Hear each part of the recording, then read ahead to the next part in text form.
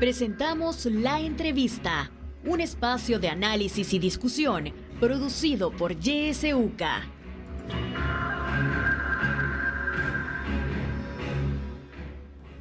Muy buenos días, bienvenido y bienvenida al espacio de la entrevista de YSUCA, jueves 18 de mayo. Iniciamos cuando son las 7 de la mañana con 1 minuto. Este día vamos a hablar sobre agresiones contra personas defensoras y periodistas. Nos acompaña en la cabina de YSUCA Gabriela Colocho y Natalie Paz. Ambas son de la Mesa por el Derecho a Defender Derecho. Le damos la bienvenida a ambas. Gabriela, buenos días, bienvenida. Buenos días, muchas gracias por la invitación. Natalie, bienvenida también. Buenos días, muchas gracias. Bueno, conversemos sobre este último informe, ¿verdad?, que presentó la Mesa por el Derecho a Defender Derecho, donde pues se pueden evidenciar, ¿verdad?, cómo está El Salvador en cuanto a agresiones contra defensores, defensoras y periodistas. Los últimos datos indican que continúan, ¿verdad?, estas agresiones contra las personas defensoras y periodistas. ¿De cuántas agresiones estamos hablando? ¿Cuántas han logrado documentar? Entiendo que es un informe que recopila datos del 2022, ¿verdad, Gabriela? Sí, correcto. Este es un esfuerzo que hemos venido realizando diferentes organizaciones y es el segundo informe que la Mesa por el Derecho a Defender Derechos presenta. Se ha logrado documentar 182 casos que son de fuente directa, ¿no?, de que las organizaciones han documentado y le han dado seguimiento a este tipo de información, y también se hace un ejercicio de monitoreo de medios de comunicación. De ese monitoreo se han también tenido la oportunidad de analizar 82 registros, y es, como decía, el segundo año consecutivo que la Mesa presenta esta información. Ya lo había hecho sobre el periodo 2021 y analizó el primer trimestre de 2022, se presentó en septiembre del año pasado, y este informe que lo acabamos de presentar recién esta semana, ¿verdad? Pero es justamente parte de este esfuerzo colectivo de visibilizar la situación de personas defensoras hasta antes de estos esfuerzos que hemos venido realizando, quizás ya desde los últimos 3 años, lo hicimos también en el contexto de pandemia. No se tenía un número, al menos preliminar, o un número de casos visibilizados, ¿verdad? A excepción del trabajo también que ha venido realizando la red, que Natalie puede entrar más en detalle, de visibilizar alertas, ¿no?, sobre la situación de defensoras en el territorio, pero de manera colectiva, juntando la información que las organizaciones trabajan, ¿verdad?, y haciendo un análisis conjunto. Nunca se había realizado hasta esta experiencia que marca la Mesa en el año 2021, y nos parece que permite justamente visibilizar cómo nos encontramos las personas defensoras y también el gremio periodístico en El Salvador. Sí, y si comparamos ya esa información que ustedes obtuvieron en 2021 y en 2022, ¿hay diferencia? ¿Podemos hablar de un aumento? ¿Podemos hablar de una continuidad en los datos, Natalie? Sí, bueno, a comparación del informe 2021, sí hay una diferencia que puede verse, en el sentido de que, por ejemplo, las agresiones por parte de funcionarios haciendo uso de medios digitales se despuntan en el 2021, continúan en el 2022, pero en el 2022, a partir de marzo, tenemos la variable del inicio del régimen, y eso pone otro tipo de agresiones hacia personas defensoras, y señalando tanto a la Policía Nacional Civil como a la Fuerza Armada como principales agresores, ¿verdad?, a partir de marzo. Y sobre todo las agresiones ahí fueron las detenciones arbitrarias, ¿verdad?, y se mantuvo, digamos, este tipo de agresión los primeros meses del régimen, y luego ya van otro tipo de vulneraciones a los derechos humanos, siempre por parte de cuerpos de seguridad, como allanamientos, uso excesivo de la fuerza, hostigamiento. Entonces sí se pueden ver estas variables entre los dos informes. Sí, además de esta otra variable que menciona Natalie y Gabriela, que tiene que ver ya con el régimen de excepción, en general el informe, ¿qué tipo de agresiones se documentan, además de esto que ya mencionaba Natalie? Hemos hecho un monitoreo de alrededor de 10 derechos, entre ellos el derecho a la integridad, a la imagen, a la propiedad, a la seguridad digital, al derecho al trabajo, otras categorías, y dentro de ese análisis de derecho hemos identificado algún nivel de agresiones. Creo que uno de los elementos importantes que tenemos que decir es que justamente es el derecho a la integridad uno de los más que se han visto más afectados, ¿no? Casi el 80% de los casos han identificado una vulneración a este derecho. Pero cuando hablamos de agresiones no hay una relación entre un caso o una sola agresión, ¿verdad? Estamos hablando de que en un caso pueden haber 1, 2, 3 agresiones y por tanto se afectan 1, 2 o 3 derechos, ¿verdad? Cuando hablamos justamente del tema de agresiones, estamos hablando de cerca de 240 agresiones solo en el análisis de los 182 casos, ¿verdad? Que nos parece bastante grave y que la mayoría tienen que ver con estos casos de estigmatización, de descrédito, que son muy en el plano también discursivo, pero que tienen un impacto grande en la ciudadanía, tienen un impacto grande en la percepción que se tiene de quién es una persona defensora, cuál es su rol en este contexto, ¿no? El de una persona defensora, y nos parece que eso es grave, que se esté agrediendo por ahí. Y como decía Natalie, creo que un elemento importante, una agresión que nos parece importante señalar, justamente son las detenciones arbitrarias, ¿no? Nos parece que es un nivel más de agresión, cómo se concretiza y cómo el régimen de excepción también puede tener un impacto en el trabajo de defensa de derechos, que ha sido una de las agresiones que se han documentado y que nos parecen bastante graves. Sin embargo, hay otras agresiones, por ejemplo, como las amenazas, ¿no? El acoso, el hostigamiento que sufren personas defensoras o periodistas en el ejercicio de su derecho a defender derechos, que nos parece que da una nueva perspectiva de cómo se está comportando el fenómeno. Y aquí quería señalar otro elemento que nos parece importante. El informe 2021 planteaba agresiones más individuales y este informe 2022 aumenta el número de agresiones colectivas. ¿Esto qué quiere decir? Que no podemos individualizar al total de víctimas, porque son agresiones que pueden ser a un conjunto de personas que estaban, por ejemplo, colectivas que estaban en una manifestación pacífica y que se agreden en ese contexto. Entonces es un colectivo que a veces sí se puede individualizar, pero a veces no, como ocurre en el caso de los discursos, como el que vimos justamente el día de ayer por parte del presidente de la República, en el que hacía señalamientos sobre el papel de las organizaciones de derechos humanos, incluyendo organismos internacionales. Entonces son discursos estigmatizantes que afectan a todo un colectivo. Y ese es el número de casos que hemos visto que ha repuntado también en este contexto, ¿no?, de análisis que hemos realizado, y nos preocupa. O sea, ya no aquellos casos que eran más individualizados se han convertido en agresiones más colectivas. Eso quiere decir que nos pone en un mayor nivel de riesgo también, y queríamos como hacer ese señalamiento, que justamente en este contexto de régimen o en estos contextos en el que se suspenden derechos, hay un discurso mucho más fuerte por parte de las instituciones, por parte de los funcionarios, que afectan nuestra labor.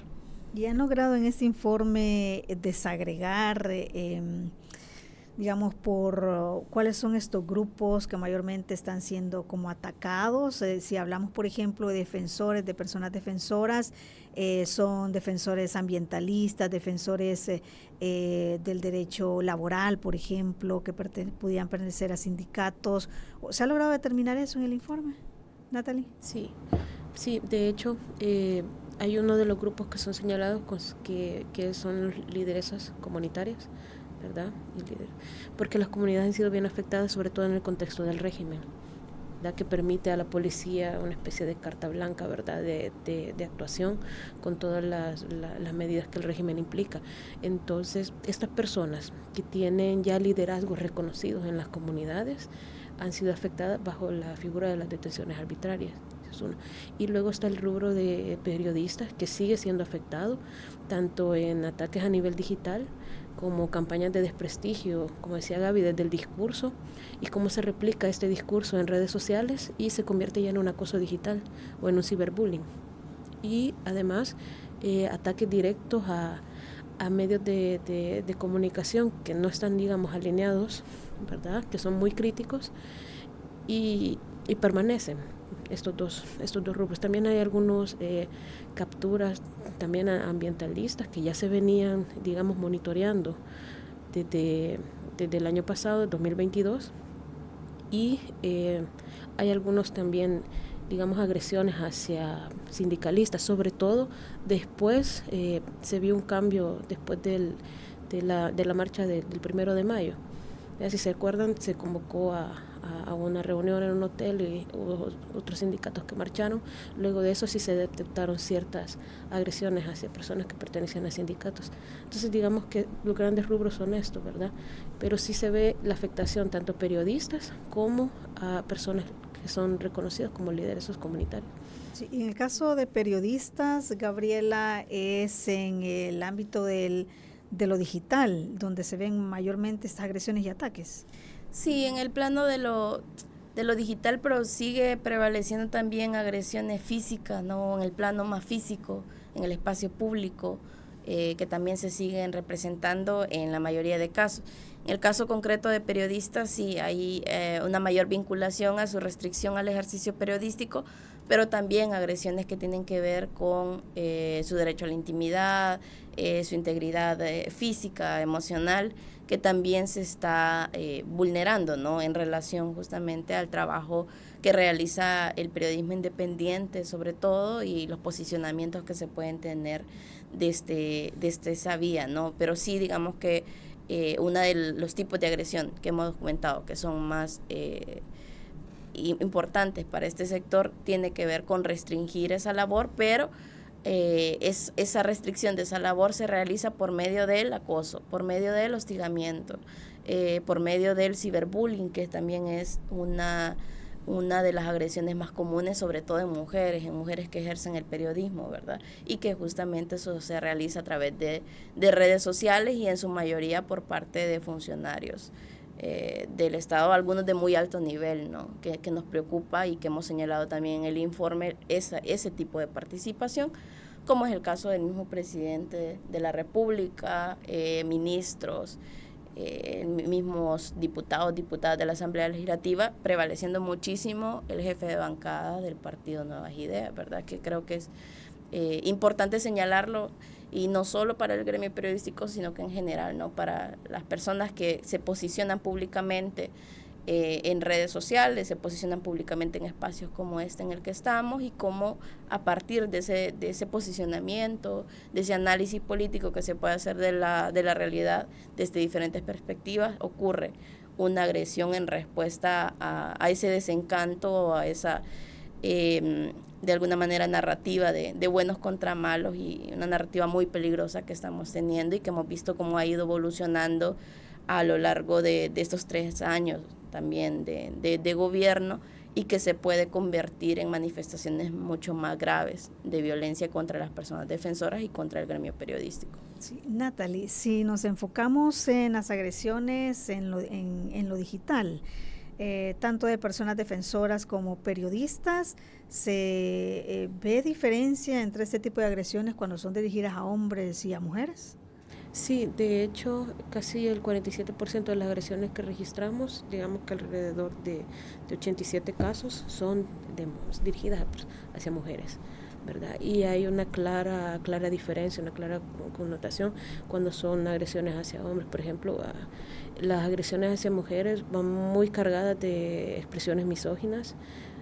Antes de ser periodista, señalan su calidad de ser mujer periodista, y empieza la campaña de desprestigio, ¿verdad? Aluciendo a su papel de mujer y por ser mujer, cuestionarle su labor periodística.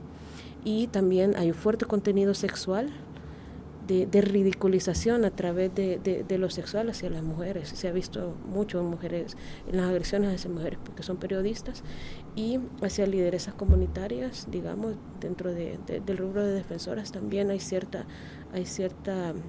ridiculización o agresión por su papel que juegan, ¿verdad?, en el rol de ser mujer y ser defensoras. Entonces sí hay una clara diferencia entre las agresiones hacia hombres y mujeres. Están muy marcadas, son mucho más agresivas, ¿verdad?, en esta tendencia de campaña de desprestigio y ridiculización.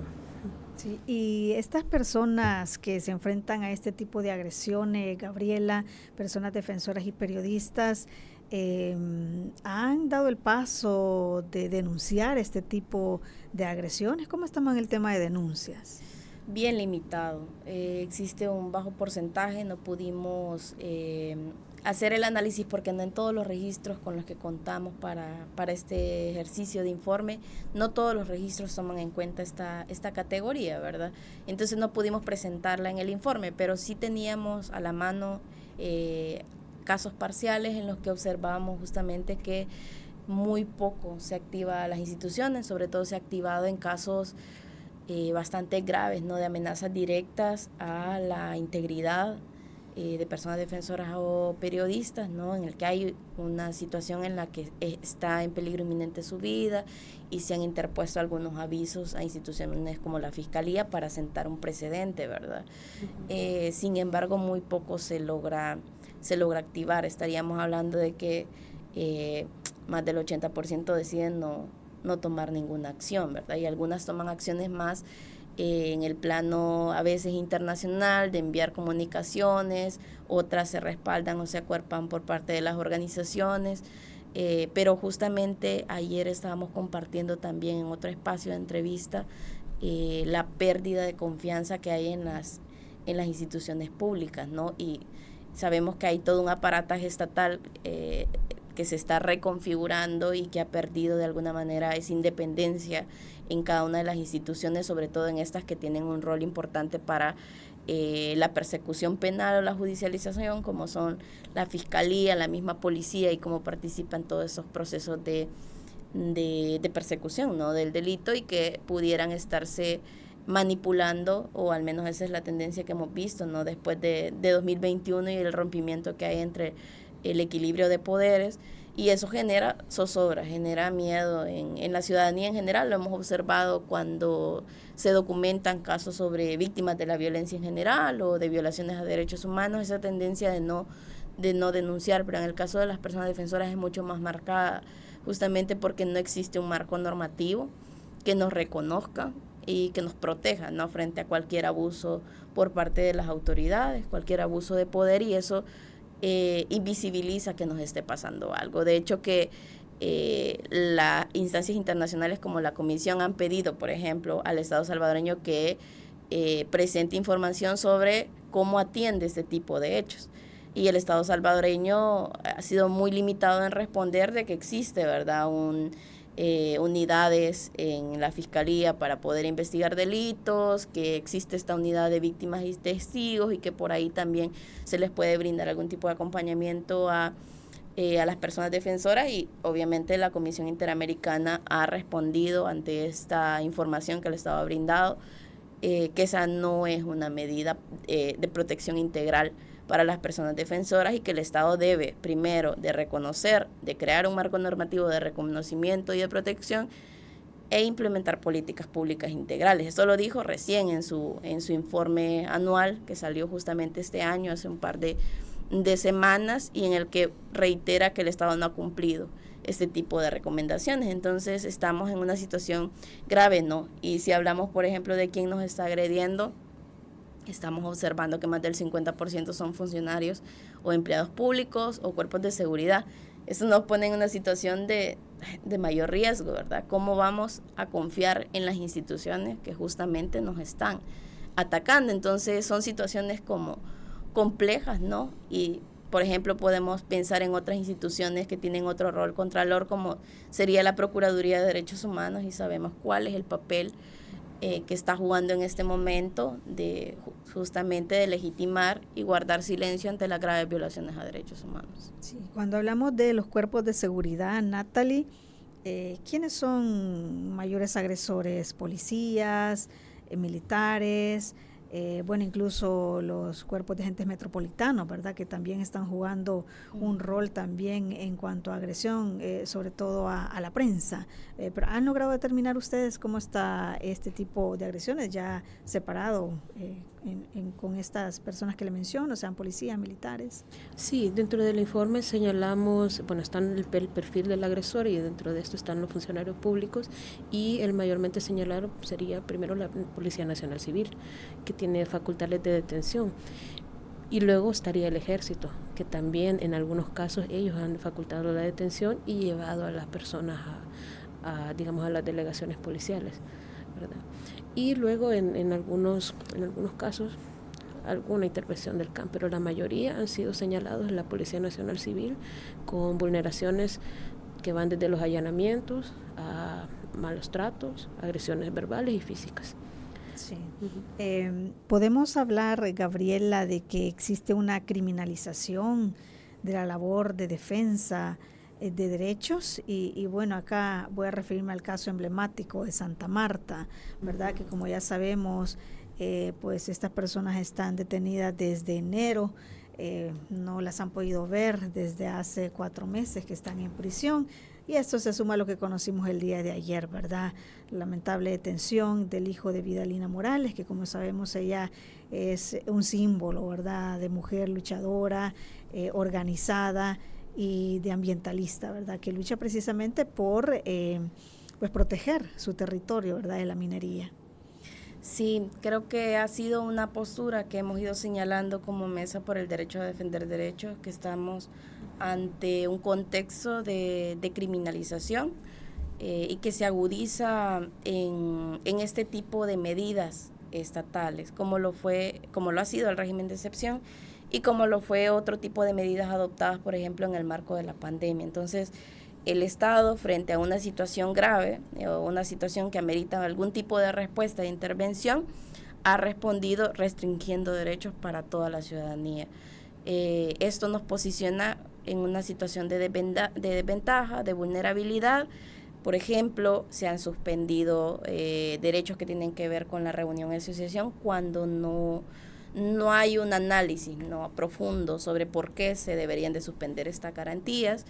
Y con el régimen de excepción creemos que esta criminalización de la que ya hablábamos como Mesa por el Derecho a Defender Derechos con anterioridad se agudiza y se materializa, no hay una ley, por ejemplo, ahora vigente que diga que va a criminalizar la labor de personas defensoras o que no podemos ejercer el derecho a defender derechos como sí se ha hecho con el periodismo independiente cuando sí se han establecido marcos restrictivos a la labor periodística, pero el régimen de excepción justamente va a venir a afectar el trabajo que las organizaciones, que los colectivos, que los liderazgos realizan en los territorios. Entonces, aunque no sea una ley o una norma que sea permanente, porque hasta ahora se ha venido argumentando que es excepcional, aunque sabemos que ya se ha vuelto permanente, pero no es una norma que se haya adoptado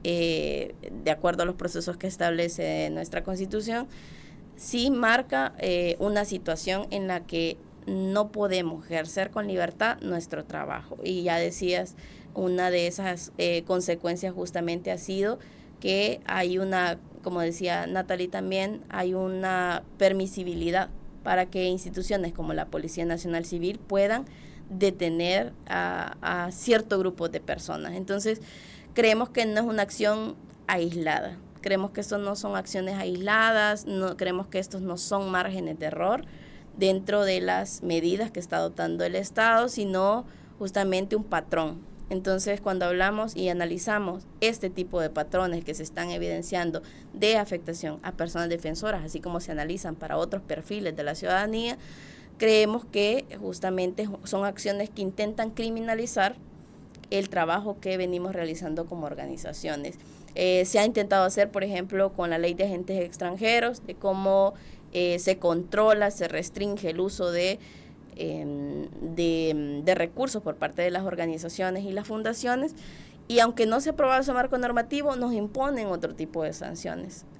Hoy por hoy las organizaciones estamos preparándonos para la entrada de vigencia del instructivo de la Fiscalía, que va a monitorear el uso de fondos de fondos de las organizaciones, y va a estar entregando reportes de manera constante, ¿verdad? Cuando ya las organizaciones ya realizan ese reporte de manera periódica al Ministerio de Hacienda, se imponen otro tipo de medidas que son administrativas, pero que se van a volver de manera obligatoria, ¿verdad? Y que pueden caer en algún tipo de incumplimiento porque están relacionadas al tema de lavado de dinero, que es un tema bastante delicado en el cual se han incorporado a las organizaciones y a las fundaciones sin una investigación previa que justifique por qué se va a fiscalizar de esta forma y que más bien nos hace ver que hay una tendencia hacia querer criminalizar el funcionamiento mismo de las organizaciones y todo el ciclo de vida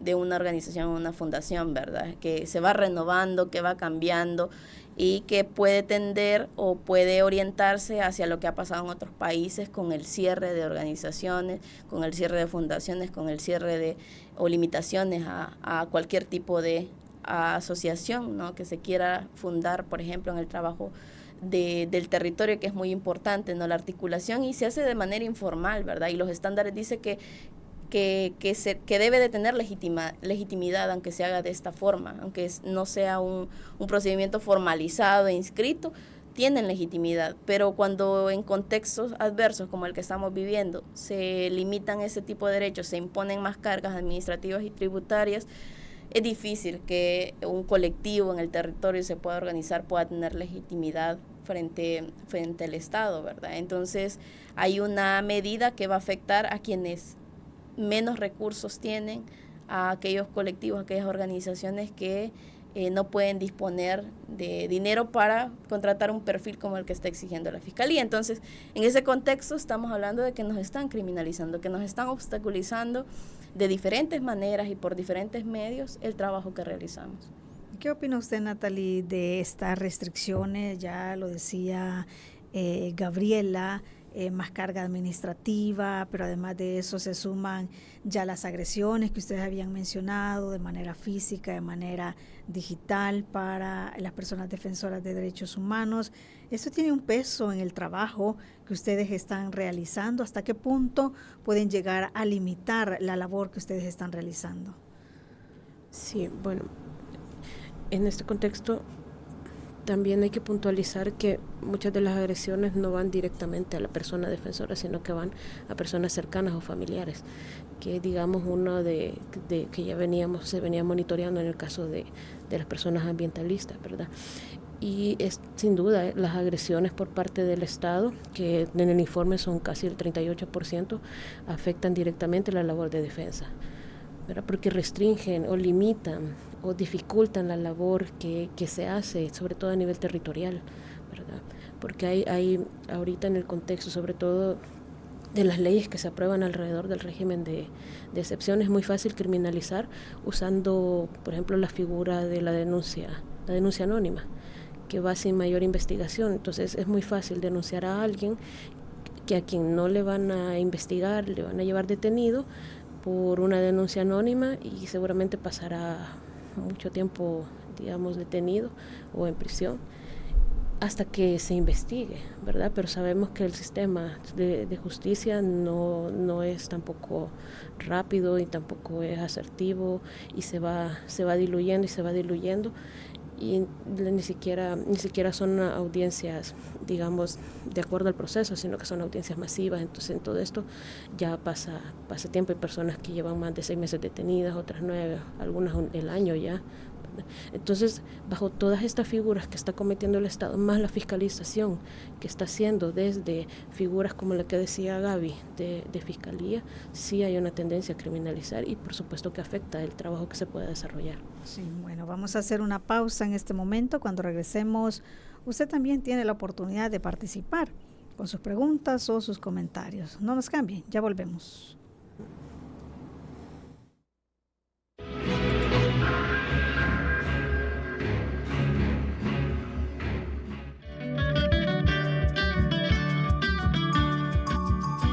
Somos la estación que te acompaña siempre. YSUCA, la voz con vos. YSUCA, siempre con vos. 91.7, la voz con vos.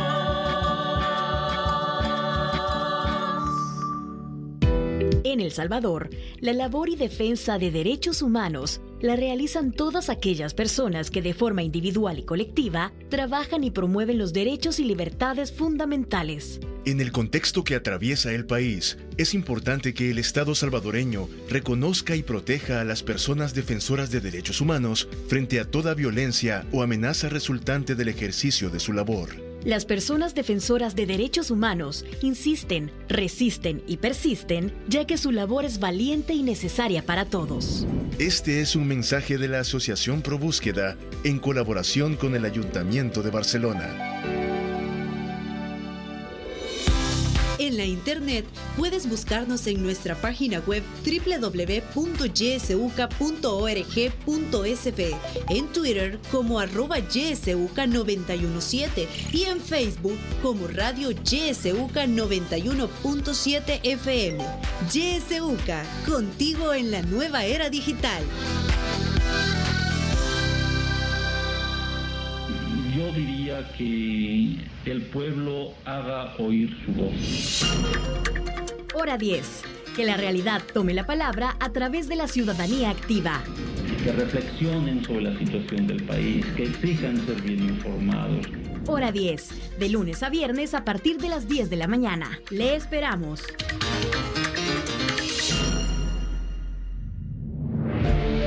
Sintoniza Radio YSUCA en el 91.7 del FM. La voz con vos.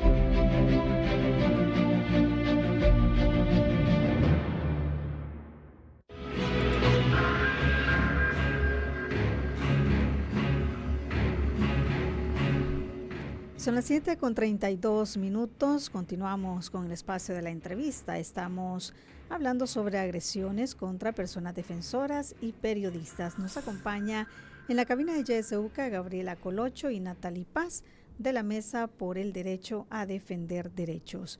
Como le dije, usted puede participar en esta entrevista. Nuestro WhatsApp 7571-2779. Nuestros números de cabina 2275-9501 y 2275-9502. Si lo prefiere, puede dejarnos sus mensajes a través de Facebook, donde estamos transmitiendo en vivo esta entrevista. Y tenemos algunos mensajes que nos han llegado. Dice: en el régimen actual, decir la verdad es un delito. Y con la campaña electoral, la persecución será más fuerte. Otro mensaje: el gobierno ya pidió refuerzo presupuestario para CAPRES, seguro es para el pago de youtubers, policías de la verdad y jueces de la calle, dice otro de los mensajes. David Álvarez nos dice: buenos días, saludos, el mensaje de odio y división lanzado por el presidente está destruyendo a la familia salvadoreña. Tenemos mensajes también mediante audio de voz que nos han llegado, escuchemos. Buenos días, buenos días. Este señor presidente se le ha olvidado que entre más ponga el régimen, va perdiendo más votos.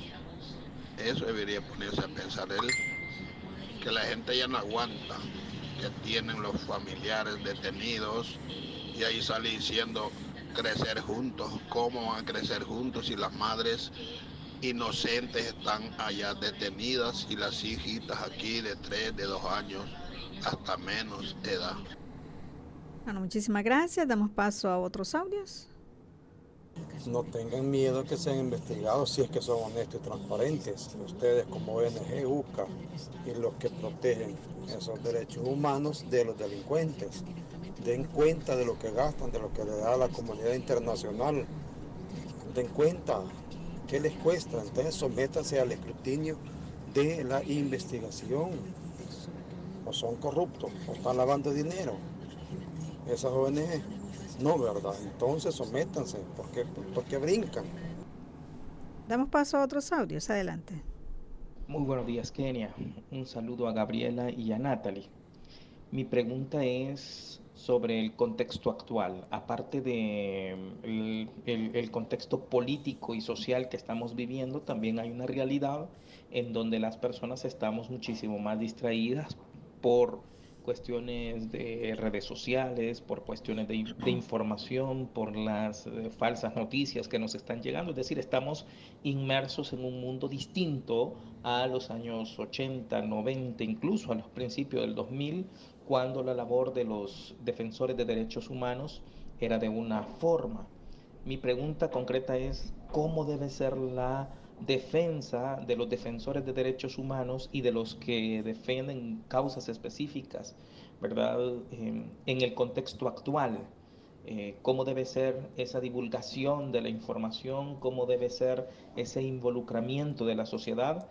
Creo que todavía las organizaciones defensoras de derechos humanos tienen esa tarea o ese desafío de vincularse con la población en este contexto actual.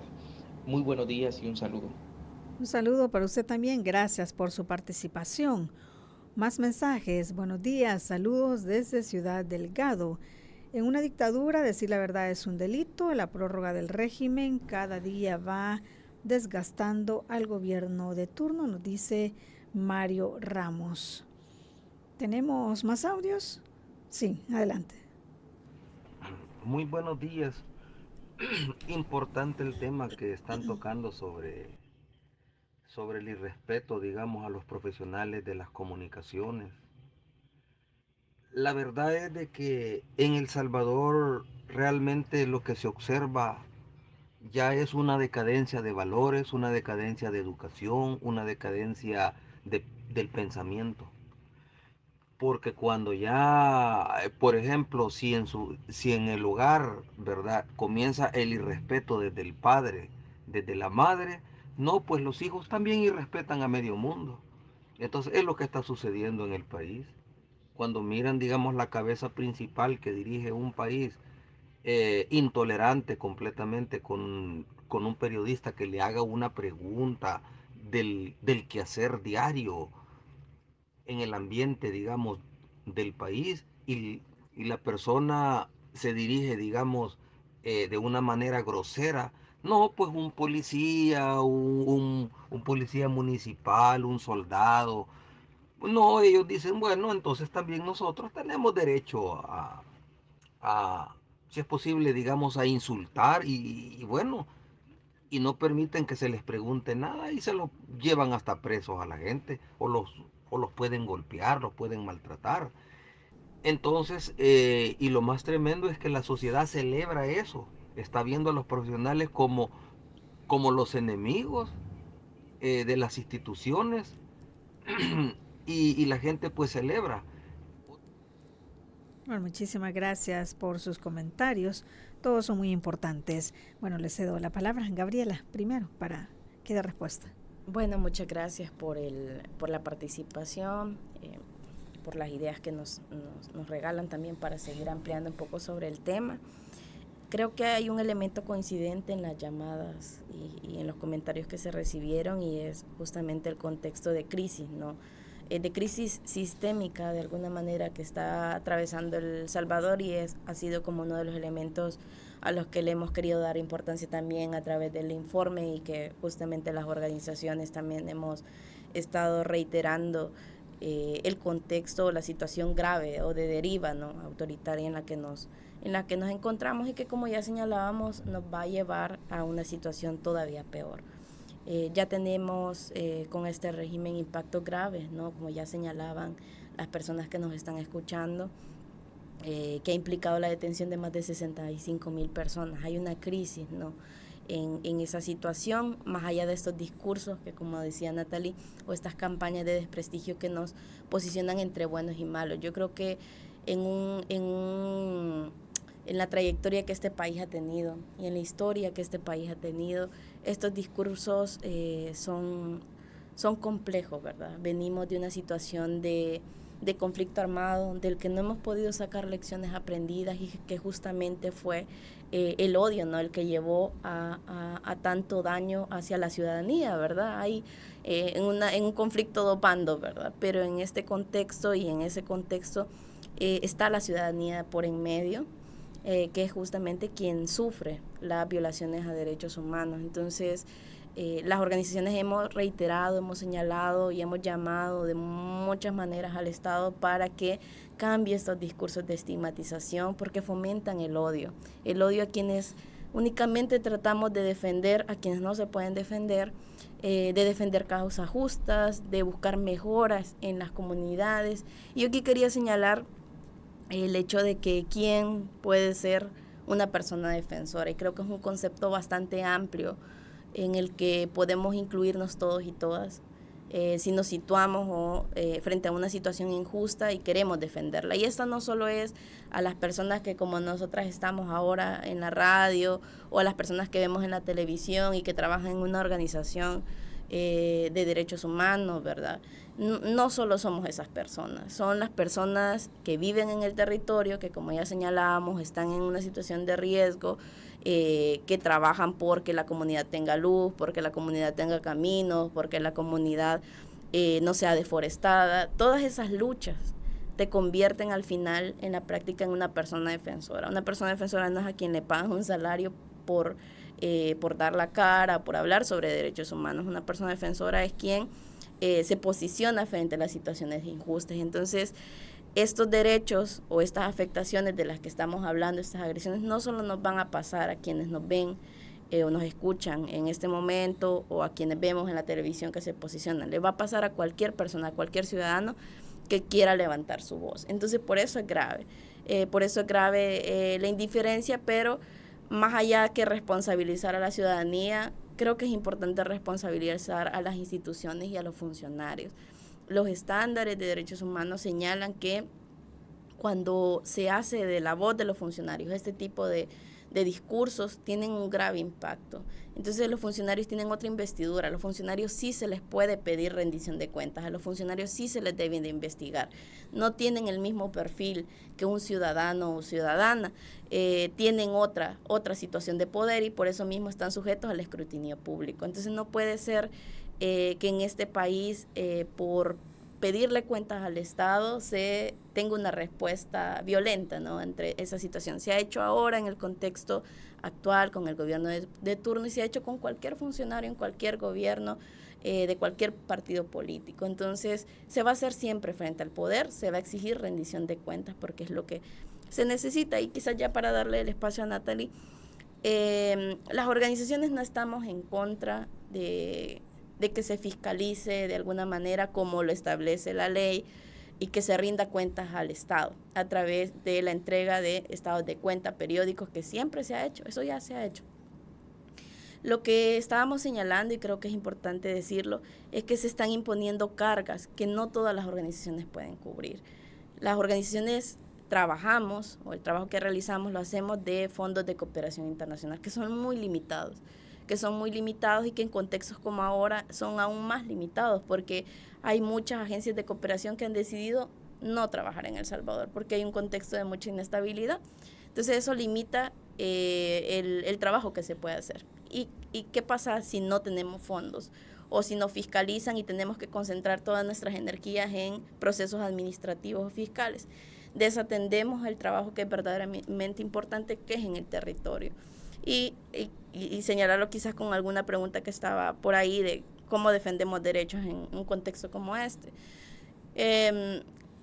Yo creo que es un contexto en el que hay que tener mucha valentía también. Estamos sujetas a unas situaciones bien complejas, como decíamos, de desprotección. Y creo que la mejor manera, como ya decía la persona que nos llamaba, es acercándonos más a la comunidad. Pero justamente por estos riesgos es que señalamos que no son sostenibles. Entre más cargas tributarias y administrativas, más posibilidades hay de que hay organizaciones que no cumplan con todo eso. No es que no rindan cuentas, es que no cumplen porque no tienen recursos para establecer todas las medidas que el Estado les quiera imponer, como crear nuevas plazas solo para rendición de cuentas al Estado.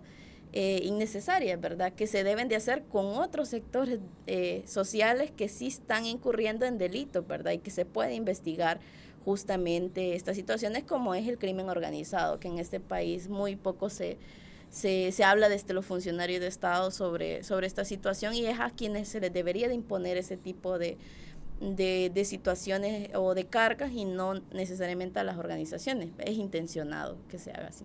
Sí, creo que eso es importante aclararlo, sobre todo por la llamada que hacían, ¿verdad? Y decían, bueno, no tengan miedo a rendir cuentas, y como le decía Gabriela, es que las organizaciones siempre lo han hecho, siempre se han rendido cuentas, pero tampoco podemos poner al mismo nivel a organizaciones públicas que tienen, ¿verdad?, que rendir cuentas porque son fondos públicos los que utilizan, ¿verdad? Y eso es importante aclararlo. Le doy el espacio a Natalie. Sí, bueno, primero agradecer las intervenciones, ¿verdad? Y quizás pensando en este contexto de cómo debemos, cuál sería el papel, cómo debemos hacer la defensa de los derechos humanos, ¿verdad? Yo creería que también las organizaciones estamos haciendo pues lo que se debe, con informes, con evidencias, con datos, presentando esta es la situación que se vive los defensores de derechos humanos en El Salvador, ¿verdad? Y ese papel que han jugado las organizaciones y que van a seguir haciendo, que vamos a seguir presentando datos y evidencias, ¿verdad? Eso en cuanto a las intervenciones que decían. El contexto actual de campaña electoral, sí, puede que haya un incremento de agresiones siempre en campañas electorales, sobre todo en El Salvador, son bastante difíciles de poner mucha atención en ellos, ¿verdad? Y en estos contextos puede que haya un incremento también. La situación hacia las personas periodistas preocupa, ya que es una tendencia que se ha venido, como hablábamos antes, no solo ahora agresiones físicas, sino también digitales, y es una tendencia que se ve que se va a mantener. Entonces, sí, preocupa mucho que el contexto de campaña electoral incremente también las agresiones, ¿verdad? Sí, bueno, tenemos más mensajes, quiero dar lectura. Dice, buen día, felicitar a las compañeras que están defendiendo los derechos de la población. Creo que llegará el momento de llamar a toda la población para demostrar a este gobierno corrupto. Buenos días, yo pienso que hemos caído en un gran retroceso, peor que allá por los 70. Es lamentable la situación que se vive en estos momentos. En lo personal, yo dejé mi país a principios de los 80 y quisiera regresar, pero realmente da miedo cuando veo que realmente hay persecución hacia la izquierda. Yo soy de izquierda y con mucho orgullo. Feliz día a todos, nos dice desde Luisiana. Otro mensaje, el presidente no elimina el régimen de excepción porque es un estado fallido y es el único argumento que tiene para continuar en el poder. Feliz día. Bueno, otros mensajes que nos han llegado. Gabriela, ¿quisiera reaccionar a ellos? Sí, yo creo que, como decía Natalie, estamos haciendo o trazando una ruta, ¿no? Las organizaciones que ya hemos venido realizando con anterioridad, demostrando que estas injusticias están ocurriendo, ¿no? Que no es un invento de las organizaciones o que no representamos intereses oscuros, como se nos ha ido señalando a través de los discursos estigmatizantes, sino que representamos los intereses de la ciudadanía, que son el cumplimiento a sus derechos humanos. Entonces creemos que sí, que hay un proceso de retrocesos, ¿no? De esta garantía, de este cumplimiento de derechos que nos preocupan, y quizás para amarrar un poco esta idea me gustaría como comentar una de las situaciones que vimos también en el informe, y es el hecho de que ya no necesariamente solo hay picos de agresiones cuando se nos presenta una situación como una elección o se nos presenta una fecha conmemorativa que se llama a marchas, por ejemplo, a concentraciones masivas, sino que ya se vuelve una tendencia, y creo que hemos podido sacar inclusive un promedio de agresiones mensuales. Estamos hablando de que se cometen alrededor de 15 agresiones cada mes, y si sacamos un número diario, cada 2 días estamos sufriendo una agresión. Entonces, justamente el trabajo de evidencia que hacemos las organizaciones nos permite eso, como documentar, registrar y demostrar, ¿no? Que estas acciones no son espontáneas, no son aisladas, sino que son deliberadas y planificadas, y lo que ya señalábamos, ¿no? Esos discursos al final y el impacto que puedan tener, ¿no? Yo creo que mucho nos ha costado construir un país en el que podamos tener la posibilidad de hablar con total libertad, ¿no? De reunirnos, de asociarnos como mejor nos parezca, independientemente del posicionamiento político o de otras condiciones y de otros factores que tengamos.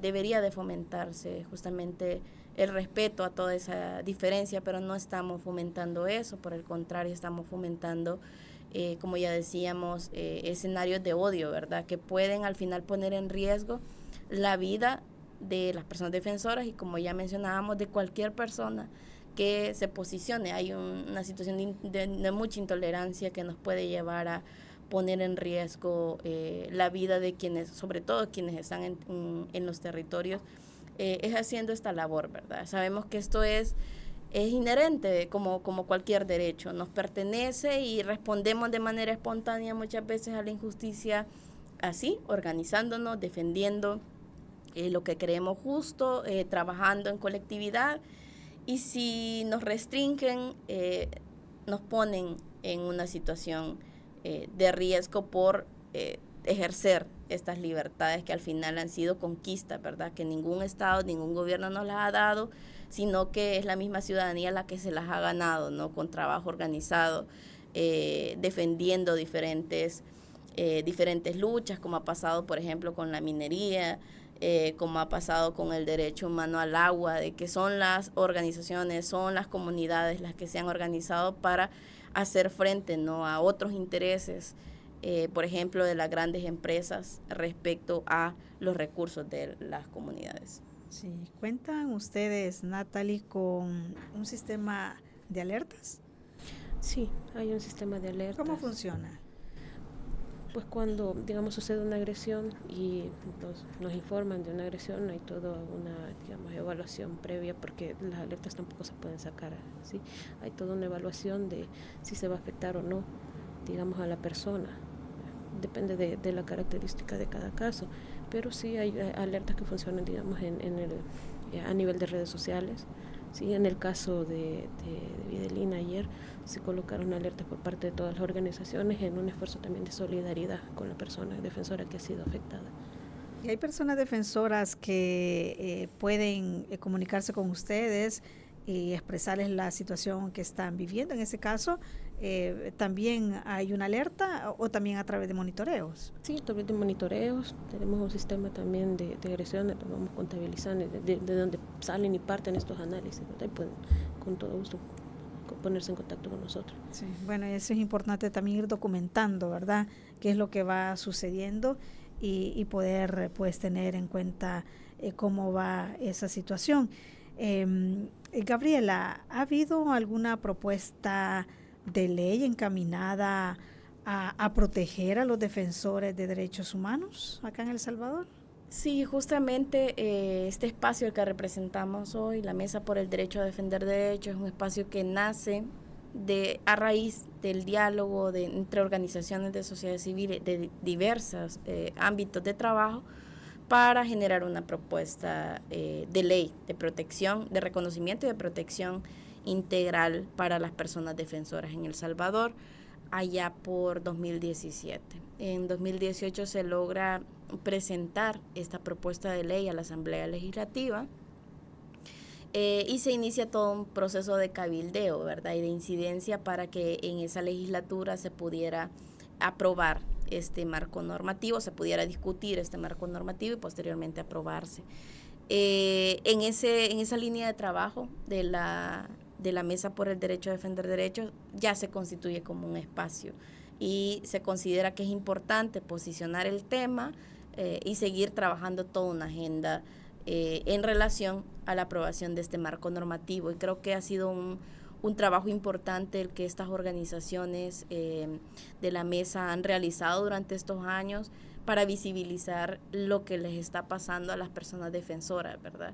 Y lo que pasa, o la situación que ha afectado muchísimo, es que con el cambio de legislatura en 2021, como ya sabemos, ¿verdad?, todos estos espacios de diálogo político que se tenían con algunos actores clave, en este caso con la Asamblea Legislativa, había todo un trabajo ya avanzado en mesas de discusión de la Comisión Política de la Asamblea Legislativa. Se viene abajo con el cambio de la nueva legislatura, y que sabemos en qué resultó, ¿no?, y en todas las medidas que se adoptaron, y que posteriormente esa misma asamblea mandó a archivo esa propuesta de ley que las organizaciones habían trabajado desde 2017, habían presentado y discutido, junto a otras propuestas de ley, ¿verdad?, que las organizaciones, que la sociedad civil había presentado a este actor o a esta instancia como la Asamblea Legislativa. En esa línea, las organizaciones no hemos dejado de señalar que esta es una de las situaciones que más nos afectan, ¿no? Como ya decíamos, que no exista un mecanismo, que no exista un marco normativo que reconozca ese trabajo. Entonces, al final de cuentas, invisibiliza esta labor que para muchas personas, como decíamos, no es un salario, ¿verdad?, sino que es un activismo en sus comunidades, y por lo tanto la pone en una situación de desprotección, como ocurrió en El Salvador con el fenómeno de desplazamiento forzado, por ejemplo, en el que el Estado no reconocía que había un problema y no atendía justamente las causas de ese problema y no brindaba el acompañamiento que este tipo de víctimas requieren. Sucede lo mismo con las personas defensoras. Hay un problema, el Estado no atiende, no identifica cuáles son las causas que están generando este problema, y por el contrario se involucra de manera compleja en situaciones que agreden a las personas defensoras. Entonces seguimos señalando que la inexistencia de estos marcos nos pone en mayor riesgo y no permite generar otro tipo de políticas para la protección. Finalmente, Natalie, bueno, luego de este informe que ustedes han obtenido y estos datos de los que ya hemos hablado, ¿cuáles serían entonces las exigencias a las instancias del Estado? Bueno, primero, como decía Gaby, ¿verdad?, en este marco de la ley que se presentó para personas defensoras, es que hay un marco normativo de protección hacia las personas defensoras de derechos humanos, porque es el Estado quien debe garantizar eso, ¿verdad? Eso en primer lugar. Y más allá también, habían declaraciones ayer de un funcionario público de cuántas personas habían sido liberadas. Y quizás también poner este tema sobre la mesa y decir que las personas que han sido capturadas, luego liberadas, también deben de tener cierta reparación, porque una detención, una captura arbitraria toca la vida de un proyecto de vida, ¿verdad? Entonces debería haber algún tipo de reparación hacia estas personas, ¿verdad? Y concretamente para las personas defensoras, un marco normativo que proteja. Claro, sí. Ayer decía el ministro de Seguridad, ¿verdad?, justo eso, que casi 5,000 personas habían sido liberadas inocentes porque no tenían vínculos con pandillas, y recordamos que al inicio negaba, ¿verdad?, que este tipo de situación estuviera ocurriendo. Hablaban allí de un margen de error del 1%, poco a poco van aceptando que hay una situación, ¿verdad?, de detenciones arbitrarias y de mucha gente inocente que está encarcelada. Sin embargo, muy cierto lo que dice Natalie, no se habla nada de cómo entonces el Estado va a reparar, ¿verdad?, a estas personas que han estado pues en prisión durante meses, incluso algunas un año, han perdido su trabajo, problemas físicos, psicológicos, pero de eso pues no se habla, ¿verdad? Y bueno, queda ahí el mensaje y el llamado, ¿verdad?, para las instancias del Estado a que protejan a las personas defensoras de derechos humanos. Muchísimas gracias por habernos acompañado. Gracias, Gabriela. Muchas gracias a ustedes. Natalie, gracias Muchas también. Gracias también. A usted también, gracias por siempre ser parte de la entrevista. Le recuerdo, esta entrevista queda en nuestra página de Facebook y nuestro canal de YouTube. Búsquenos como Radio YSUCA 91.7 y suscríbase también a nuestro canal. Ahí podrá ver cada día la entrevista de este día, pero también otra información que generamos acá desde Radio YSUCA. Buen día. Esta fue La Entrevista. Te invitamos a que no te pierdas nuestra próxima emisión.